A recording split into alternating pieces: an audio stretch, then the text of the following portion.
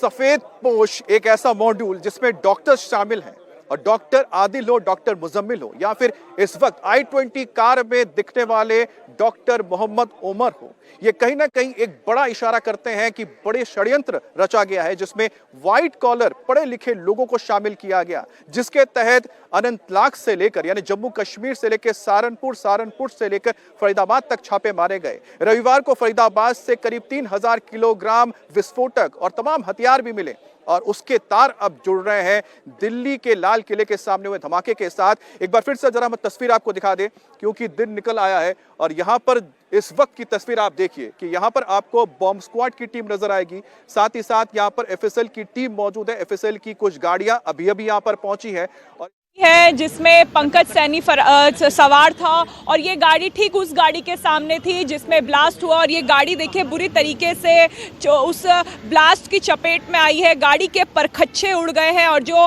Driver जिसका नाम पंकज सैनी बताया जा रहा है, जिसकी उम्र 22 साल थी, 22 साल का लड़का जो बिहार से दिल्ली में रोजगार के लिए आया था, उसकी इस विस्फोट में मौत हो गई है। उनके परिजन यहाँ पे हैं। आपको हॉस्पिटल से अभी तक क्या प्रशासन से कोई बातचीत हो? कोई मदद नहीं किया था मेरे को, मीडिया के थ्रू ये पता चला। कैसे इंसाफ? पूरी रात परेशान हो। इंसाफ क्योंकि आए थे आप उनसे? ये सब कोई भी आए थे लेकिन वो आए थे लेकिन जमीनी स्तर से जो मदद होना चाहिए वो मदद नहीं हो रहा है। यहाँ पे जिनके भी जो घायल हैं या जो मर गए उनके रिलेटिव को या उनके रिश्तेदार जानकारी नहीं मिल पा रही, नहीं ढंग से नहीं मिल पा रही। मैं कल शाम के 7 बजे 8 बजे से लेकर अभी तक परेशान हूँ और वो भी आपके मीडिया के थ्रू ये गाड़ी देखा तो हम कंफर्म हुए।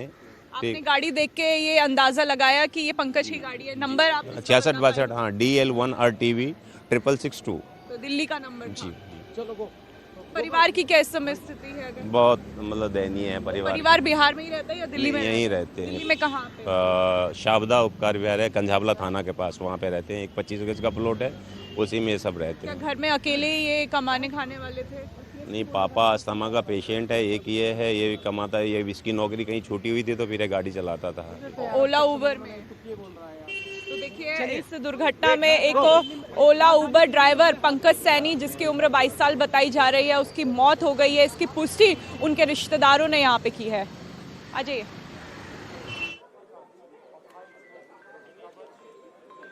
तो जैसा कि आप लगातार जो चश्मदीद हैं, जो पीड़ितों के परिवार के लोग हैं बता रहे हैं, काफ़ी गमगीन है पूरा माहौल इस वक्त LNGP हॉस्पिटल में, जिन्होंने अपनों को खोया है या फिर जिनके लोग अभी घायल हैं। लेकिन इस वक्त की ताज़ा अपडेट आपको दे दें कि दिल्ली के लाल किले के सामने कल शाम को करीब 6:55 पर जो धमाका हुआ था और उस धमाके के तार इस वक्त फरीदाबाद मॉड्यूल से जुड़ते हुए नजर आ रहे हैं। उसकी सबसे बड़ी वजह है जो CCTV फुटेज खंगाले जा रहे हैं, उसमें एक चेहरा नजर आया है जो i20 कार में सवार है। ये वही i20 कार है HR26 नंबर वाला जिसमें यह धमाका हुआ था कल शाम को लाल किले के ठीक सामने सड़क पर।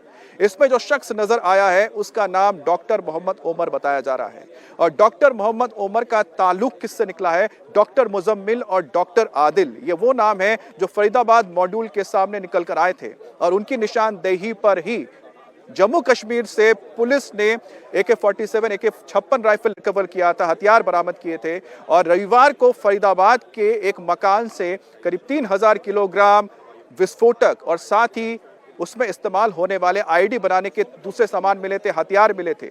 अब इस मॉड्यूल के साथ डॉक्टर मोहम्मद ओमर का जुड़ना, जो शख्स i20 कार में नजर आ रहा है, यह संकेत करता है कि एक बहुत बड़ा इसमें षड्यंत्र रचा गया है और साथ ही साथ ये कार HR26 जो बेची गई थी, सलमान की गाड़ी थी जिसके नाम से रजिस्टर्ड है, जो गुरुग्राम के रहने वाले हैं, उन्होंने ये गाड़ी आगे बेच दी थी और ये गाड़ी आगे पहुंची थी तारिक के पास।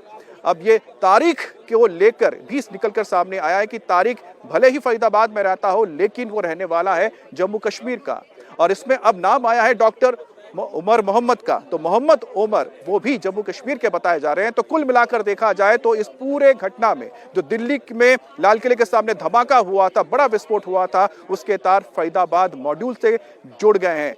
कुमार सोनू से भी हम लगातार इस बारे में और जानकारी लेंगे कि आखिरकार पुलिस के पास आखिरकार किस तरह से ये सूचना आई, क्योंकि ये बहुत बड़ी लीड है इस वक्त दिल्ली पुलिस के लिए, जांच एजेंसियों के लिए, जो इस वक्त दिल्ली के लाल किले के सामने धमाके को इन्वेस्टिगेट कर रही है। कुमार सोनू, आखिरकार पुलिस के हाथ इतना बड़ा ये सुराग कैसे लगा? मोहम्मद ओमर के बारे में जानकारी कैसे आई?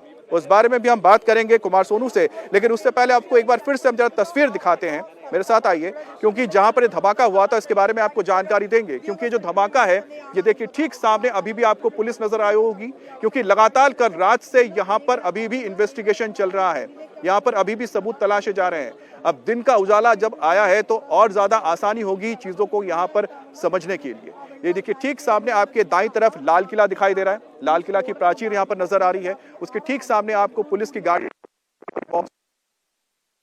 किला, और ठीक उसके सामने आके ये रेड लाइट का एरिया है। तो इस जगह को आप समझ पाएंगे जहां पर धमाका हुआ है। अमूमन यहाँ पर बहुत ज्यादा चहल पहल रहती है, इस वक्त रास्ता बंद है, इस वजह से आपको यहाँ पर कोई चहल पहल नजर नहीं आ रही है। दिल्ली के सबसे व्यस्त इलाकों में से एक ये जगह है, और खासतौर पे ये मोड़ जहाँ से ठीक सामने आपको मंदिर दिखाई दे रहा होगा, और यहाँ पर यह धमाका हुआ था जहाँ पर फॉरेंसिक की टीम, एफएसएल की टीम इस वक्त सबूत खंगाल रही है। एफएसएल की एक के बाद एक टीमें यहाँ पर आई है और यहाँ पर रात से ही लगातार सबूत जुटाए जा रहे हैं, और ये पता लगाने की कोशिश की जा रही है कि आखिरकार ये धमाका किस वजह से हुआ है। अभी तक की जो जानकारी निकलकर सामने आई है, ये माना जा रहा है, जो जानकार हैं, एक्सपर्ट्स हैं, अभी तक तो जांच हो रही है, इस वजह से पुष्टि की जाएगी कि आखिरकार धमाका किस वजह से हुआ। लेकिन जो जानकार वो मानते हैं जो धमाका था ये अमूमन जो धमाके इससे पहले हुए हैं उस तरह का नहीं है, क्योंकि इसमें किसी भी तरह का गड्ढा नहीं बना है और ना ही आसपास किसी भी तरह के शार्पनेल्स हो या फिर लोहे के छर्रे हों वो नजर आए हों। या मतलब ये है कि जो धमाका किया गया है उसमें केमिकल का इस्तेमाल हुआ है, जो बहुत ही आधुनिक केमिकल होगा। इसमें यह भी हो सकता है कि आरडीएक्स और एमोनियम नाइट्रेट, जो कुछ जानकार कह रहे हैं, उसके मिश्रण के जरिए धमाका किया गया हो। अनामिका हमारे साथ जुड़ गई हैं। अनामिका, फिलहाल आपकी कुछ और लोगों से अगर बातचीत हो पाए तो उनसे बात कीजिएगा कि उन्हें अभी तक क्या जानकारी और मिल रही है, उनके अपनों के बारे में उनकी कैसी हालत है। बिल्कुल अमित, मैं अपने कैमरा पर्सन से कहूँगी कि वो तस्वीरें अगर एलएनजेपी गेट की दिखाएं तो यहाँ पे आपको नज़र आएंगे कि लोग अपने परिजनों को ढूंढते हुए कल रात से यहाँ पे मौजूद हैं। हालांकि दिल्ली में ठंड भी हो रही है, ऐसे में लोगों की मुश्किलें भी बढ़ रही हैं, लेकिन उन्हें अपने परिजनों की जानकारी नहीं मिल पा रही है। उन्होंने कन्फर्म ऐसे किया है कि एक व्यक्ति हैं जो बिहार के रहने वाले हैं, पंकज नाम बताया जा रहा है, 22 साल की उम्र थी, ओला उबर की गाड़ी चलाते थे और जिस I-20 में ब्लास्ट हुआ उस I-20 के बगल में थे। जब ब्लास्ट हुआ तो सबसे पहले उस गाड़ी के परखच्चे उड़े जिसमें पंकज सवार था और पंकज की मौके पर ही मौत हो गई है। हालांकि हॉस्पिटल की तरफ से पंकज की डेथ डिक्लेयर नहीं की गई है, लेकिन जो लोग हैं, परिजन हैं, उन्होंने उस गाड़ी की कंडीशन देख के ये अंदाज़ा लगा लिया है कि पंकज का बचना नामुमकिन सा है। उसका परिवार बिहार से दिल्ली रोजगार के लिए आया था और अब उनका जो बेटा है, जवान बेटा है, वो उनसे इस विस्फोट में, इस धमाके में, इस ब्लास्ट में छिन चुका है। और ये कहानी केवल पंकज के परिवार की नहीं है अमित, यहाँ पे आपको तस्वीरों में नजर आ रही होंगी वो कई फैमिलियां जो उन लोगों को ढूंढ रही हैं जो कल रात से अपने घर नहीं आए हैं। लोग परेशान हैं। हालांकि हॉस्पिटल से वो ये चाह रहे हैं कि उन्हें ये जानकारी दे दी जाए कि अंदर जो 40 लोग आए थे उनके नाम क्या हैं, जो लोग घायल हैं एटलीस्ट उनके नाम बता दिए जाए ताकि उनको ये संतुष्टि हो जाए कि जो उनके परिजन है वो सही सलामत हॉस्पिटल में है। लेकिन संपर्क नहीं होने के कारण, कोई जानकारी नहीं मिलने के कारण लगातार रात से हॉस्पिटल के बाहर पैनिक बना हुआ है।